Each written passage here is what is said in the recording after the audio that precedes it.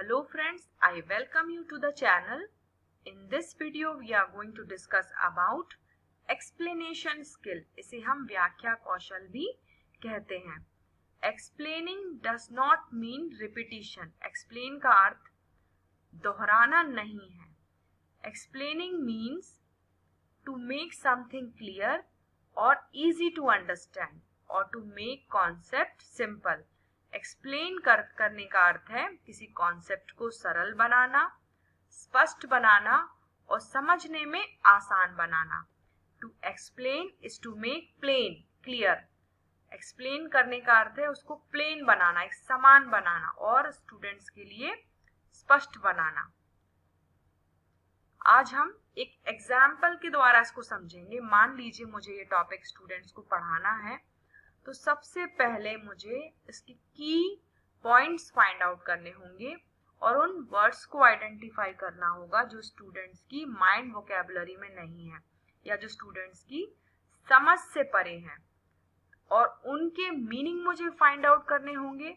Proper links use करनी होगी और जब ऐसा करने के बाद स्टूडेंट्स के सामने मैं प्रेजेंट करूंगी तभी मैं कह सकती हूँ कि मैंने स्टूडेंट्स को एक्सप्लेन किया. तो आप समझ ही गए होंगे कि एक्सप्लेन करने का अर्थ क्या है. एक्सप्लेन करने का अर्थ है जो डिफिकल्टी है उसको सॉल्व करना या डिफिकल्टी को रिड्यूस करना. तभी हम कह सकते हैं कि हमने स्टूडेंट्स को कोई कॉन्सेप्ट एक्सप्लेन किया. हमें स्टूडेंट्स की मेंटल एबिलिटी या एज को कंसिडर करना है व्हाइल टीचिंग देम. उनके प्रीवियस नॉलेज या प्रीवियस एक्सपीरियंस को यूज करना है, स्टूडेंट की एज अप्रोप्रिएट लैंग्वेज को यूज करना है और उनके ज्योग्राफिकल एरिया या कल्चरल कंटेक्स्ट को भी ध्यान में रखना है. जब हम इन्हीं फैक्टर्स को कंसिडर करके टीच करते हैं तब उनकी अंडरस्टैंडिंग डेवलप होती है, और जब इन फैक्टर्स को हम कंसिडर नहीं करते हैं तब उनकी अंडरस्टैंडिंग इफेक्ट होती है. अब हम इसके कंपोनेंट्स को जानते हैं. इसमें दो तरह के कंपोनेंट्स हैं, डिजायरेबल बिहेवियर वाले कंपोनेंट्स और अनडिजायरेबल बिहेवियर वाले कंपोनेंट्स. डिजायरेबल बिहेवियर वो कंपोनेंट्स हैं जो आपसे एक्सपेक्ट किए जाते हैं, और अनडिजायरेबल बिहेवियर वाले कंपोनेंट्स वे हैं जो आपको नहीं करना है या आपके लिए अनडिजायरेबल है. तो हम इनको एक एक करके समझेंगे. पहला है बिगिनिंग स्टेटमेंट. प्रारंभिक कथन होना चाहिए.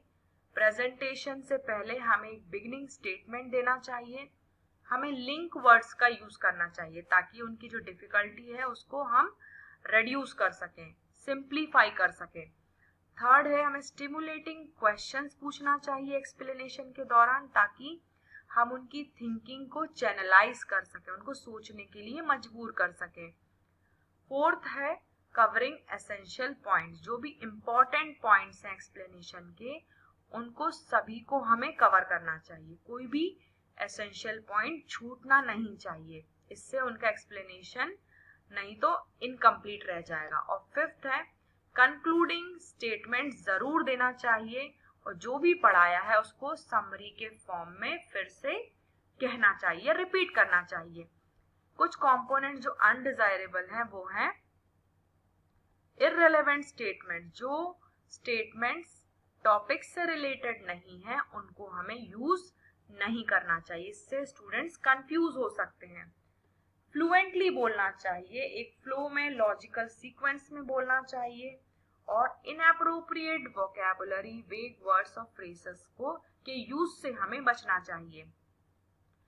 इस स्किल को यूज करने से पहले कुछ बातें हमें ध्यान देनी होंगी, जैसे कॉन्सेप्ट्स की क्लैरिटी हो, न्यू टर्म्स जो टॉपिक में यूज किए गए हैं उनकी जानकारी हमें हो, सभी पॉइंट्स को एक लॉजिकल सीक्वेंस में अरेंज करना चाहिए या ये देखना है कि टेक्स्ट बुक में जो पॉइंट्स दिए हैं वो लॉजिकल सीक्वेंस में है कि नहीं. सूटेबल एग्जाम्पल्स हमें फाइंड आउट करना चाहिए और एक्सप्लेन करते समय हमें वॉइस मॉड्यूलेट करना आना चाहिए. अब हम इन कंपोनेंट्स को डिटेल में समझते हैं. पहला कंपोनेंट है beginning statement. To gain students attention, arouse interest and create readiness. Beginning statement इसलिए देना चाहिए ताकि हम उनके ध्यान को केंद्रित कर सकें, रुचि को जागृत कर सकें और उनको सीखने के लिए मानसिक रूप से तैयार कर सकें. इसका एग्जाम्पल है जैसे Let us see how a dry cell functions. It can be a beginning statement to mentally prepare the students to learn. सीखने के लिए तैयार करने के लिए हमें एक बिगनिंग स्टेटमेंट देना होगा. Today we are going to discuss, today we are going to learn, today we are going to study. In that way we can have a beginning statement. Second component है use of explaining links. हमें ऐसे words, phrases या meaning को use करना चाहिए जिससे explanation effective बने, और हमें शॉर्ट सेंटेंसेस को यूज करना चाहिए. हमें उन टर्म्स को आइडेंटिफाई करना चाहिए जो स्टूडेंट्स के लिए टफ हैं, उनके मीनिंग्स हमें फाइंड आउट करना चाहिए, और वहां हमें लिंक्स को यूज करना चाहिए. लाइक ये सभी फ्रेजेस हम यूज कर सकते हैं ताकि एक्सप्लेनेशन को हम इफेक्टिव बना सकें. Like the result of, the consequence of, due to, this is how, in order to, since, because, such that, hereafter and all. एक एग्जाम्पल है, the cause of body falling towards earth is the gravitational force. The cause of, ये आपने link का यहाँ पर use किया है. Next component है कवरिंग एसेंशियल पॉइंट्स. छोटे छोटे क्वेश्चंस पूछकर आप उनकी अंडरस्टैंडिंग को टेस्ट कर सकते हैं, या जितने भी पॉइंट्स आपने डिस्कस किए हैं उनसे रिलेटेड शॉर्ट क्वेश्चंस आप पूछ के सभी एसेंशियल पॉइंट्स को कवर कर सकते हैं. इसमें एक और बात ध्यान देने योग्य है कि टॉपिक से रिलेटेड जो भी इंपॉर्टेंट पॉइंट्स हैं वो आपको एक्सप्लेनेशन में इंक्लूड करना होगा. नेक्स्ट कंपोनेंट है स्टिमुलेटिंग क्वेश्चन. ऐसे क्वेश्चन, ओपन एंडेड क्वेश्चंस आपको पूछने हैं जिससे आप उनको सोचने के लिए मजबूर कर सके, लेकिन आंसर आपको खुद ही देना है. डिस्क्राइब आपको स्वयं करना, सिर्फ क्वेश्चन पूछना है. Do you know how it works, इस तरह से आप क्वेश्चन पूछेंगे, लेकिन वो कैसे काम करता है या कैसे काम करती है वो आपको ही एक्सप्लेन करना होगा, आपको डिस्क्राइब करना होगा. ये सिर्फ इसलिए पूछे जाते हैं ताकि आप उनके अटेंशन को ग्रैब कर सकें या उनको सोचने के लिए मजबूर कर सकें. This is an example. How and why it starts. Then you will give the answer. Last desirable component है concluding statement. यहाँ आपको summary के फॉर्म में explanation को लास्ट में रखना होगा. जो भी पॉइंट्स आपने डिस्कस किए हैं उसको summary के फॉर्म में कहना होगा, और यही आपके explanation को complete बनाता है. एग्जाम्पल के लिए, after explaining the functioning of a dry cell, it can be said that these are the various reactions that are involved in the working of a dry cell. आपको concluding statement class में explanation के बाद में जरूर कहना है ताकि students को समझ में आए कि उन्होंने क्या सीखा. कंक्लूजन को इस फॉर्म में भी आप कह सकते हैं. इसमें प्लान रिपीटिशन को भी इंक्लूड किया जाता है. जो भी आपने पॉइंट्स डिस्कस किए हैं उसको समरी के फॉर्म में 1 by 1 आप रिपीट करते हैं ताकि स्टूडेंट्स को एक समरी मिल सके, या फिर वो मेन पॉइंट्स को अपनी मेमोरी में स्टोर करके रख सके.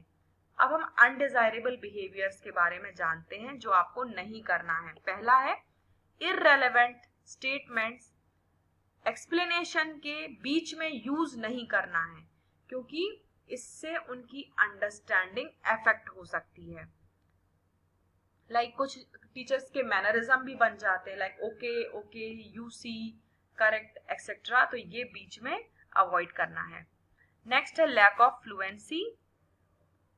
बीच में बड़े बड़े पॉजेस नहीं लेना है, अननेसेसरी ब्रेक्स नहीं लेना है, क्योंकि इससे फ्लो इफेक्ट होता है या फ्लुएंसी इफेक्ट होती है. आपको करना क्या है, सिंपल लैंग्वेज यूज करना है, इजी फ्लो ऑफ आइडियाज पर ध्यान देना. इनएप्रोप्रिएट वोकैबुलरी आपको यूज नहीं करना है. लैकिंग इन कंटिन्यूटी, ये भी अनडिजायरेबल बिहेवियर है. ऐसे स्टेटमेंट्स को यूज नहीं करना है जो लॉजिकली टॉपिक से रिलेटेड नहीं हो. इनएप्रोप्रिएट वोकैबुलरी में ये कुछ वेग वर्ड्स या फ्रेजेस भी इंक्लूड होते हैं. कई बार हमें मैनी, मच के बीच में डिफरेंस पता नहीं होता है और इनकी वजह से भी स्टूडेंट्स कंफ्यूज हो जाते हैं. तो इन टर्म्स का जो कॉमनली यूज किए जाते हैं इनका मीनिंग हमें पता होना चाहिए. अब हम माइक्रो लेसन प्लान को जानते हैं कि इस स्किल का माइक्रो लेसन प्लान कैसे बनेगा। आप देखिए यहाँ पर बिगनिंग स्टेटमेंट भी है और यहाँ पर स्टिमुलेटिंग क्वेश्चन भी पूछे गए हैं, लेकिन आंसर टीचर नहीं दिया है क्योंकि यहाँ टीचर्स एक्टिविटी में वो लिखा है। यहाँ पर एक्सप्लेनिंग लिंक्स का भी यूज किया गया है, like let us discuss some of them you know as a result of this. ये कुछ एक्सप्लेनिंग लिंक्स यहाँ पर यूज की गई है और लास्ट में कंक्लूडिंग स्टेटमेंट भी यूज किया है। तो इस तरह से आपको लेसन प्लान इस स्किल के लिए बनाना होगा। Thank you so much.